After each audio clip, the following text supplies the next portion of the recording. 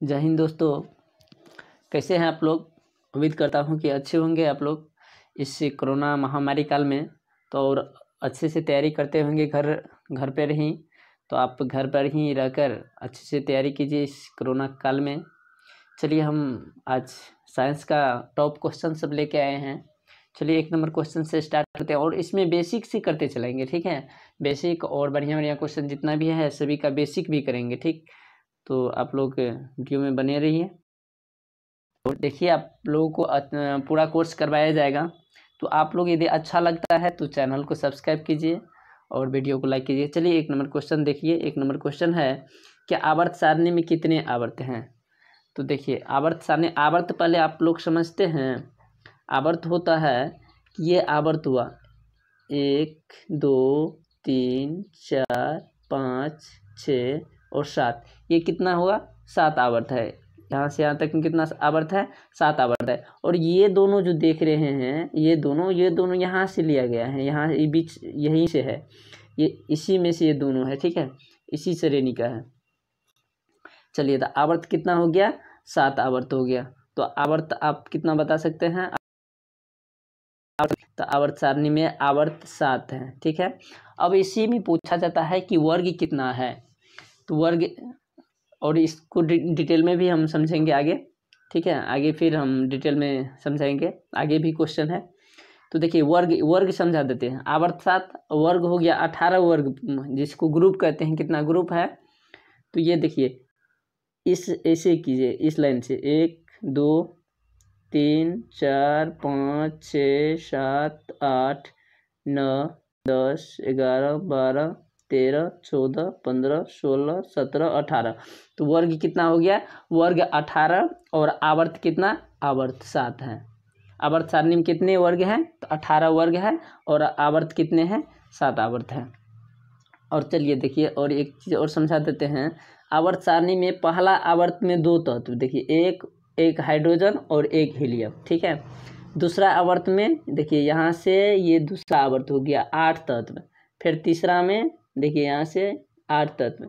तो पहला में 2, उसके बाद दूसरा में 8, फिर तीसरा में 8, फिर चौथा में 18, फिर पाँचवा में 18 और छठा में 32 और सातवां में 32। तो इसको हम बोर्ड पे कभी पूरी डिटेल में हम समझाएंगे, ठीक है। तो अभी इतना समझ लीजिए कि पहला आवर्त में 2, दूसरा आवर्त में 8, तीसरा आवर्त में 8, चौथा आवर्त में 18, पाँचवा आवर्त में 18 तत्व और छठा आवर्त में 32 तत्व और सातवां आवर्त में 32 तत्व। इतना होता है, ठीक है। आवर्त कितना हो गया? 7 हो गया और वर्ग 18 हो गया। चलिए इतना समझ लेते हैं आज। उसके बाद बोर्ड पे इसको डिटेल में समझेंगे कभी, अभी तो PDF पे बता नहीं पाएंगे। चलिए 2 नंबर क्वेश्चन पे चलते हैं। दूसरा नंबर क्वेश्चन है, OH का क्रियाशील मूलक कौन है? OH का क्रियाशील मूलक कौन है? तो OH का क्रियाशील, OH का क्या होता है? अल्कोहल होता है। OH अल्कोहल का होता है, ठीक है। तो ये आपको याद रखना है। OH का क्रियाशील मूलक क्या है? अल्कोहल है। चलिए इसको डिटेल में फिर से देखते हैं आगे। चलिए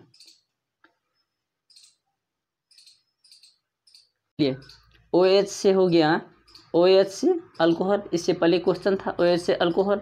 और CHO रहे या इसी का ये दूसरा तरीका से लिख दिए, इस तरह से रहेगा या इस तरह से आपके एग्जाम में रहेगा।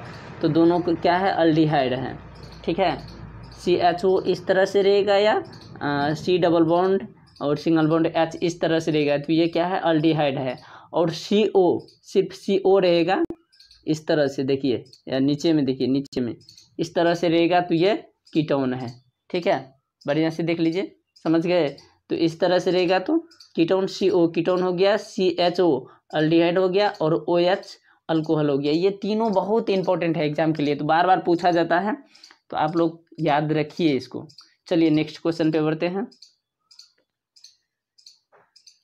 नेक्स्ट क्वेश्चन है, तीसरा नंबर क्वेश्चन है कि मानव हृदय का औसत परकुंचन दाब लगभग कितना होता है? तो ये होता है 120 mmHg होता है, 120 mmHg। आंसर हो गया 120 mmHg। ये देखिए मानव का, ये मानव शरीर है, ये मानव का शरीर है, यहाँ से यहाँ तक ये मानव का शरीर है। ये क्या है? दिल है। मानव के अंदर जो दिल होता है यही दिल है। तो यहाँ से ये इस साइड क्या महाधमनी होता है, ठीक है, और इस साइड ये शिरा होता है दिल का। तो यहाँ से शुद्ध रक्त निकलता है, यहाँ से अशुद्ध रक्त निकलता है। तो कितना आपको याद रखना, धमनी से शुद्ध रक्त और शिरा से अशुद्ध रक्त प्रभावित होता है हमारे शरीर में, यहीं से। और यहीं यहाँ से सभी जगह शरीर में भेजा जाता है। तो शुद्ध रक्त धमनी द्वारा और शिरा द्वारा अशुद्ध रक्त को। चलिए नेक्स्ट क्वेश्चन पे बढ़ते हैं। नेक्स्ट क्वेश्चन है 4 नंबर क्वेश्चन है कि हीलियम कैसा तत्व है? हीलियम कैसा तत्व है? तो हीलियम एक अक्रिय गैस है। कैसा तत्व है? एक अक्रिय तत्व है, अक्रिय गैस है। हीलियम क्या है? एक अक्रिय गैस है। देखिए ये श्रेणी जितना भी है, चलिए इसको हम जूम करके पहले देख लेते हैं, जूम करके इसको डिटेल में देख लेते हैं। हीलियम कैसा तत्व है? तो अक्रिय। ये साइड ये पूरा क्या है? अक्रिय है। चलिए इसको जूम करके देख लेते हैं। हम जूम कर लिए। अब इसमें एक चीज़ और समझा देते हैं कि लाल अक्षर में जितना भी है, इसे लाल अक्षर में जितना भी है तो ये क्या है? धातु है। यहाँ देखिए लाल में जितना है वो मेटल है, ठीक है। उसके बाद इस रंग में, यहाँ देखिए इस कलम पे थोड़ा ध्यान दीजिएगा, इस रंग में जितना भी है ये सब अधातु है। यहाँ देखिए नॉन मेटल लिखा हुआ है, नॉन मेटल लिखा हुआ है। इस रंग में जितना भी है वो नॉन मेटल यानी अधातु है। और मेटलाइट्स ये कितना है? उपधातु है। ये इस रंग में जितना भी है, देखिए 1 2 3 4 5 6 ये सभी क्या है? उपधातु है। तो इसको आप याद रखना है। उसके बाद हम बता रहे थे कि हीलियम एक अक्रिय गैस है। इस ग्रुप में जितना भी है, इस ग्रुप में सभी क्या है? अक्रिय गैस है। Helium, neon, argon, krypton, xenon और रेडॉन ये सभी क्या है? अक्रिय गैस है। तो अक्रिय गैस को याद रखना बहुत ज़रूरी है। बार बार पूछा जाता है एग्जाम में, अक्रिय गैस कौन कौन सा है? तो आपको इतना याद रखना है, हीलियम, 1 नंबर हीलियम, दूसरा नियॉन, आर्गन, क्रिप्टॉन, जेनॉन और रेडॉन, इतना आपको याद रखना है। चलिए अब हम बढ़ जाते हैं और इसको डिटेल में कभी जब बोर्ड पे पढ़ाएंगे तो हम डिटेल में बताएंगे। चलिए हम अगले क्वेश्चन पे बढ़ते हैं। चलिए नेक्स्ट क्वेश्चन है 5 नंबर क्वेश्चन है कि कोई विलयन लाल लिटमस को नीला कर देता है तो उसका पीएच होगा। तो लाल लिटमस को नीला करेगा तो क्या होगा? लाल लिटमस को नीला करेगा तो क्षारीय होगा। क्या होगा? क्षारीय होगा। तो क्षारीय का पीएच मान क्या होता है? तो 7 से अधिक होता है। तो यदि आप लोगों को अच्छा लगता है, आप लोग यदि रेगुलर में पढ़ना चाहते हैं तो चैनल को प्लीज़ सब्सक्राइब कर लीजिएगा और बेल आइकन को प्रेस कर लीजिएगा। उसके बाद आपको नोटिफिकेशन मिलता रहेगा, आप लोग पढ़ते रहिएगा, ठीक है। और फिर पूरा बेसिक कॉन्सेप्ट से हम बताएंगे, फुल कॉन्सेप्ट से बताएंगे, ठीक है। चलिए देखिए अब हम इसको डिटेल में समझा देते हैं। पहले लाल लिटमस को नीला कर देता है, उसका पीएच होगा क्या? क्षारीय होगा। तो क्षारीय होगा तो क्या होगा? 7 से अधिक होगा। तो 7 से अधिक देखिए इसमें क्या है? 10 है। तो आंसर क्या हो जाएगा? 10 से हो जाएगा। चलिए इसको समझा देते हैं एक बार। देखिए यदि 7 रहेगा तो क्या होगा? उदासीन होगा, उदासीन होगा, ठीक है, उदासीन होगा। और 7 से यदि कम रहेगा, 7 से अधिक, यदि पहले 7 से कम रहेगा, 7 से यदि कम हुआ तो क्या होगा? अम्लीय होगा, अम्लीय होगा, ठीक है। 7 से कम रहेगा तो अम्लीय होगा। और 7 से ज़्यादा रहेगा, जैसे 8 9 10 कुछ भी ऊपर कुछ भी हुआ तो वो क्या होगा? क्षारीय होगा। तो क्षारीय होगा। तो 7 से अधिक रहेगा तो क्षारीय होगा, 7 से कम रहेगा तो अम्लीय होगा, और 7 रहेगा तो क्या होगा? जिसका पीएच मान यदि 7 रहेगा तो वो उदासीन होगा, ठीक है। तो इसमें देखिए कि लाल लिटमस को नीला कर रहा है, लाल लिटमस को नीला कर रहा है। तो लाल लिटमस को नीला करेगा तो क्षारीय होगा, क्षारीय होगा तो पीएच मान कितना होगा? 7 से अधिक होगा। तो 7 से अधिक ऑप्शन में एक ही है, 10। तो आंसर हो गया 10। अब यहाँ देखिए इस साइड में देखिए, इसको आपको याद रखना है, जैसे याद रखिए, इसको याद रखना है, इतना बहुत इंपॉर्टेंट है। पीएच मान है, समुद्री जल का पीएच मान 8.4, ये एक क्षारीय होता है। रक्त का 7.4, रक्त का देखिए ना 7.4 है, ये भी क्षारीय होता है। लार का कितना है? 5 है तो ये अम्लीय हो जाएगा। 7 से कम हो गया, दूध का 6.4 ये भी अम्लीय होगा। मूत्र का 6 होता है ये भी अम्लीय होगा। शराब का 2.8 ये भी अम्लीय होगा। सिरका का 2.4 ये भी अम्लीय होगा। और नींबू का 2.2 ये भी अम्लीय होगा। तो ये इतना आपको याद रखना है, एग्जाम में बार बार पूछा जाता है। 1 नंबर इसमें आपके लिए फिक्स है, इतना याद रख लेते हैं तो 1 नंबर कम से कम आपके एग्जाम के लिए फिक्स है। चलिए नेक्स्ट क्वेश्चन पढ़ते हैं। 6 नंबर क्वेश्चन है, संगमरमर का रासायनिक सूत्र क्या है? संगमरमर का रासायनिक सूत्र होता है CaCO3। CaCO3 ऑप्शन आपका ए हो गया। MgCO3 है ऑप्शन बी में, ऑप्शन सी में है CaHCO3 का होल 2 है, ये भी नहीं होगा।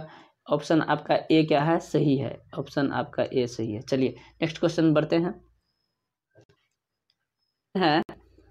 7 नंबर क्वेश्चन है कि किसी चालक की छोरों के बीच का विभवांतर भी प्रतिरोध R एवं प्रवाहित धारा I के बीच संबंध। तो चलिए इसको समझते हैं। पहले देखिए कि V समानुपाती I का होता है, यानी विभवांतर समानुपाती होता है विद्युत धारा का, ठीक है। और यदि समानुपाती हटता है तो एक कांस्टेंट आता है, बराबर हो गया। कांस्टेंट क्या आएगा? तो एक R आएगा, जो रेसिस्टेंस होता है R आएगा, ठीक है। तो V बराबर क्या हो गया? IR हो गया या RI हो गया, जो समझिए, ठीक है। ये I है। अब देखिए कि यहाँ से हम यदि I बराबर निकालते हैं, यहाँ देखिए R और I दोनों क्या है? गुना में है।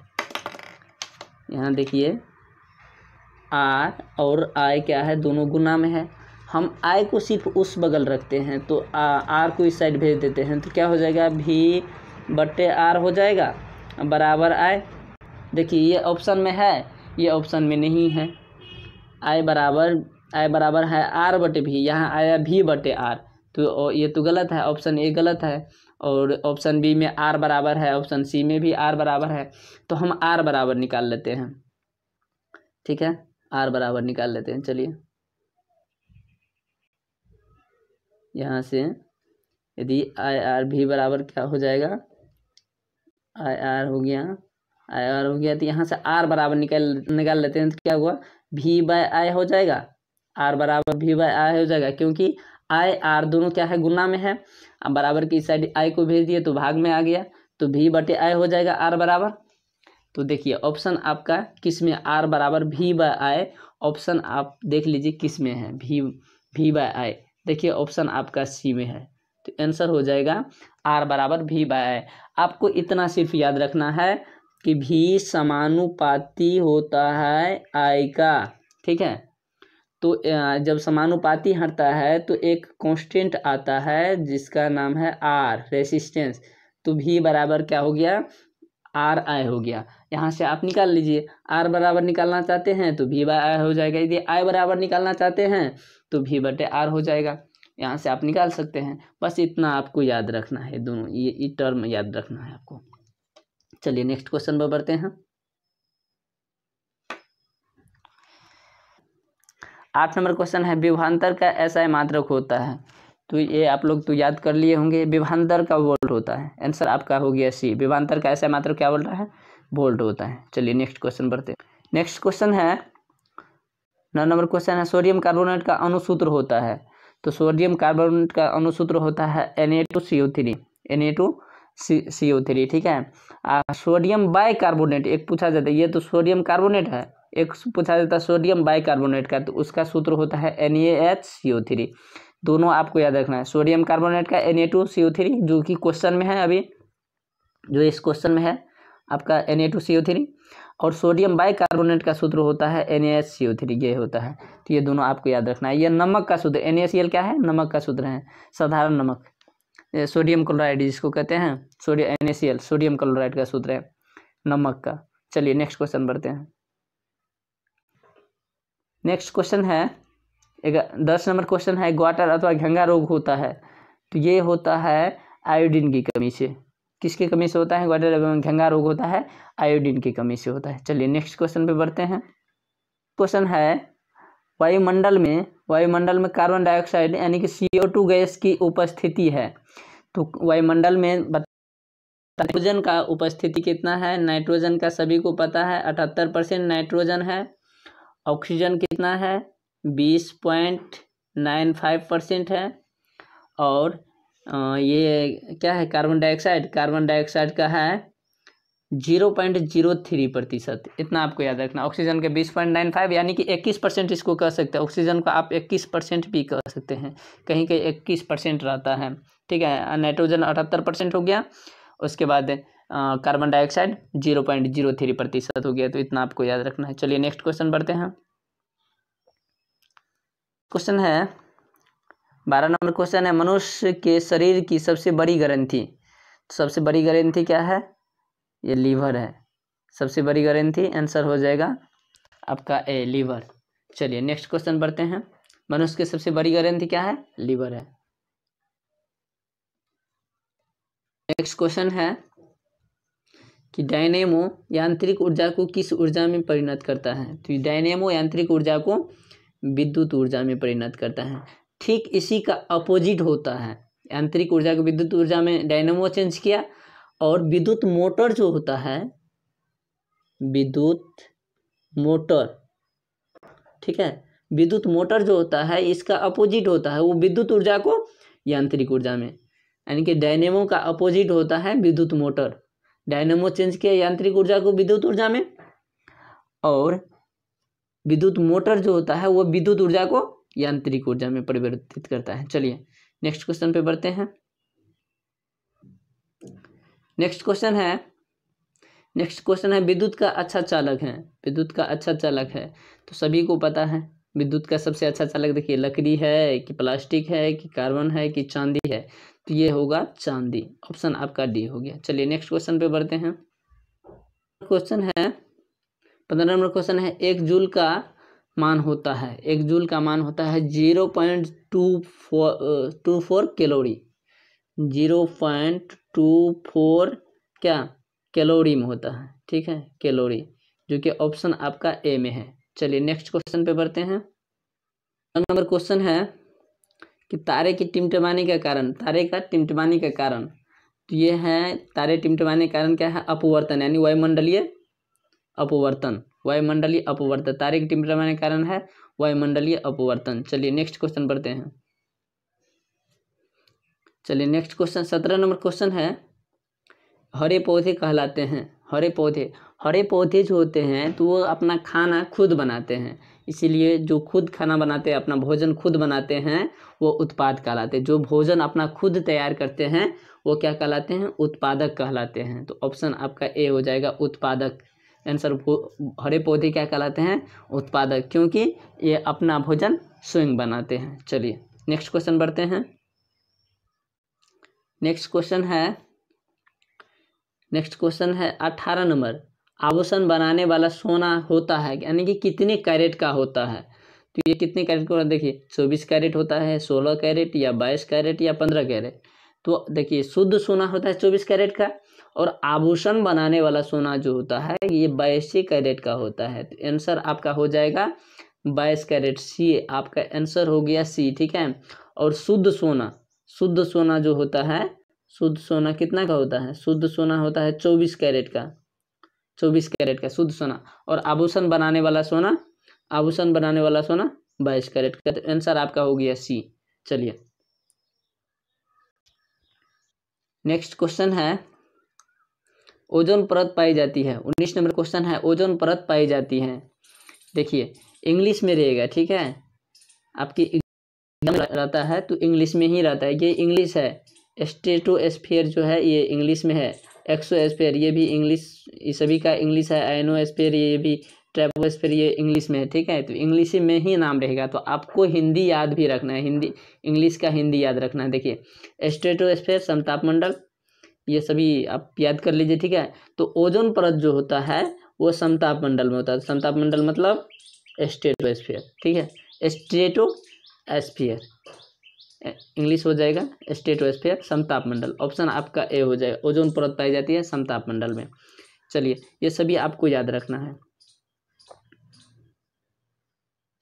20 नंबर क्वेश्चन है, 20 नंबर क्वेश्चन है विद्युत आवेश का एसआई मात्रक होता है। तो विद्युत आवेश का एसआई मात्रक यानी कूलम होता है। आवेश का क्या होता है? कूलम होता है। विद्युत आवेश का एसआई मात्रक कूलम हो गए। चलिए नेक्स्ट क्वेश्चन बढ़ते हैं। नेक्स्ट क्वेश्चन है समतल दर्पण की फोकस दूरी होती है। समतल दर्पण की फोकस दूरी अनंत होती है। समतल दर्पण की फोकस दूरी अनंत होती है। चलिए देखिए, अवतल और उत्तल दर्पण नहीं है, समतल दर्पण है। उत्तल दर्पण की पॉजिटिव होती है और अवतल दर्पण की निगेटिव होती है और समतल दर्पण की अनंत होती है। ठीक है, चलिए नेक्स्ट क्वेश्चन है 22 नंबर क्वेश्चन, किसी वस्तु का प्रतिबिंब आँख के जिस भाग पर बनता है वह है। आँख के जिस भाग पर बनता है वह है। तो वस्तु का प्रतिबिंब आँख के रेटिना पर बनता है। कहाँ बनता है? आँख के रेटिना। बार बार क्वेश्चन पूछा गया है, ये क्वेश्चन रिपीटेड क्वेश्चन है, बार बार पूछा गया है और पूछा जाएगा क्वेश्चन। तो आपको याद रखना, आँख के जिस वस्तु का प्रतिबिंब आँख पे जिस भाग पे पड़ता है वो है रेटिना।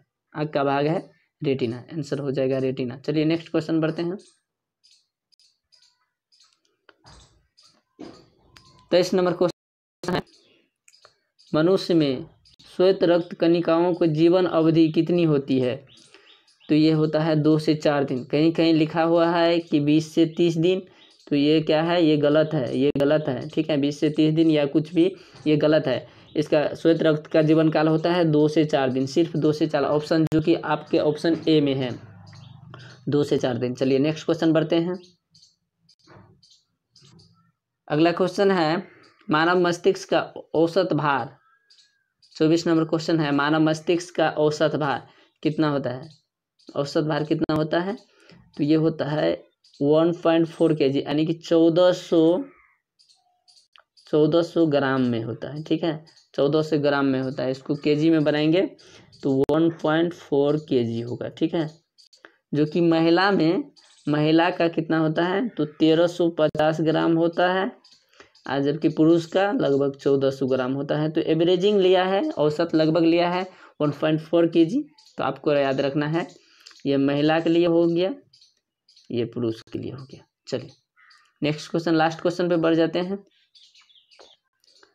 लास्ट क्वेश्चन है, हमें इस वीडियो में यही इतना 25 नंबर क्वेश्चन तक रहेंगे। तो आपको कैसा लगा वीडियो और क्वेश्चन कैसा लगा, तो आप लोग कमेंट में ज़रूर बताइएगा और वीडियो को लाइक शेयर जरूर कीजिएगा। चलिए एक क्वेश्चन है 25 नंबर कि द ओरिजिन ऑफ स्पीसीज नामक पुस्तक किसने लिखी। द ओरिजिन ऑफ स्पीसीज नामक पुस्तक किसने लिखी? तो चार्ल्स डार्विन। यहाँ डार्विन दिया हुआ, तो डार्विन ने लिखी। चार्ल्स डार्विन नाम है। द ओरिजिन ऑफ स्पीसीज नामक पुस्तक किसने लिखी? तो डार्विन। आंसर हो जाएगा आपका ए, ऑप्शन हो जाएगा आंसर। ठीक है, तो आपको कैसा लगा वीडियो आप लोग कमेंट में ज़रूर बताइए। तो तब तक के लिए जय हिंद। आप लोग कोरोना से बच के रहिएगा, घर में ही रहिएगा और घर से ही तैयारी कीजिएगा। जय हिंद।